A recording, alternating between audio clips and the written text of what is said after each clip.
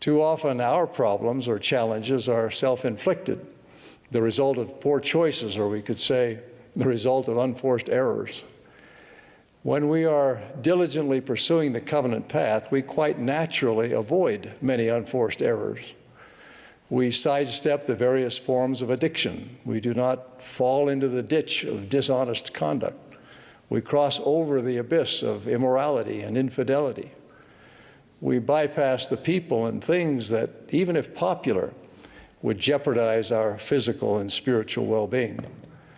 We avoid the choices that harm or disadvantage others, and instead acquire the habits of self-discipline and service.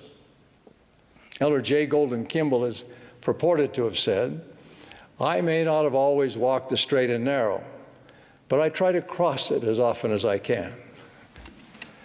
In a more serious moment, I'm sure Brother Kimball would agree that staying on, not just crossing the covenant path, is our greatest hope for avoiding avoidable misery on the one hand, and successfully dealing with the unavoidable woes of life on the other. Some might say, I can make good choices with or without baptism. I don't need covenants to be an honorable and successful person. Indeed, there are many who, while not on the covenant path themselves, act in a way that mirrors the choices and contributions of those who are on the path. You might say they reap the blessings of walking a covenant-consistent path. What then is the difference of the covenant path? Actually, the difference is uniquely and eternally significant.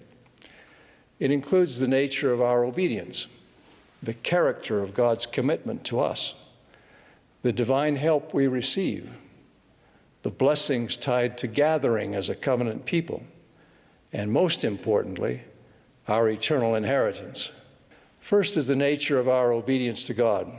More than simply having good intentions, we solemnly commit to live by every word that proceeds forth from the mouth of God.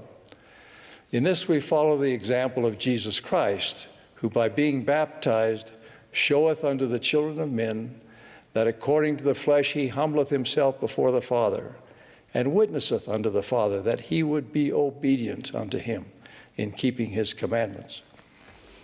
With covenants, we're intent on more than just avoiding mistakes or being prudent in our decisions. We feel accountable to God for our choices and our lives. We take upon us the name of Christ. We're focused on Christ, on being valiant in the testimony of Jesus, and on developing the character of Christ.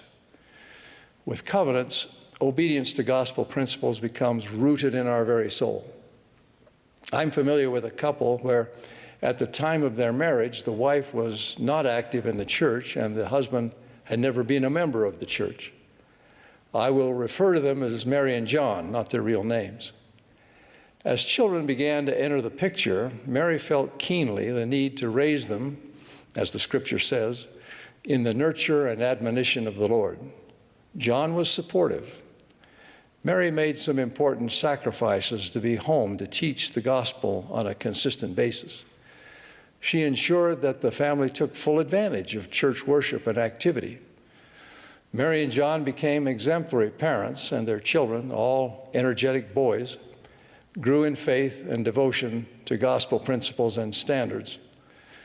John's parents, the boys' grandparents, were pleased with the wholesome lives and achievements of their grandsons. But because of some antagonism toward the church, they wanted to attribute this success exclusively to the parenting skills of John and Mary. John, although not a member of the church, did not let that assessment go unchallenged. He insisted that they were witnessing the fruits of gospel teachings, what his sons were experiencing in church, as well as what was happening at home. John himself was being influenced by the Spirit, and by the love and example of his wife, and by the urgings of his sons. In due course, he was baptized, much to the joy of ward members and friends.